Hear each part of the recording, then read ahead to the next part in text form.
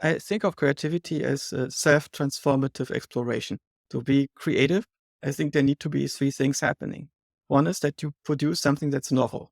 It needs to be novel to you, of course, because there's only so much you know. So a 2-year-old child can be creative in the same way as many other 2-year-old children have been creative before them by making something that is new, right? And it needs to be disruptive. You're just not just following a gradient until you reach some local optimum, but instead you are trying to do something that hasn't happened before. You build a new model, you create new dimensions of representations, you jump into the darkness of your embedding space, you go to a place that you haven't visited before. And without this jump, without this being disruptive, there is also no creativity. And the third thing is you need to transform yourself as a result. And if you do the same thing twice, you're not creative. And the reason why you don't do the same thing twice is because you have memories of the first thing that have changed you. That you know how to do this thing and has changed your perspective on the world and of yourself.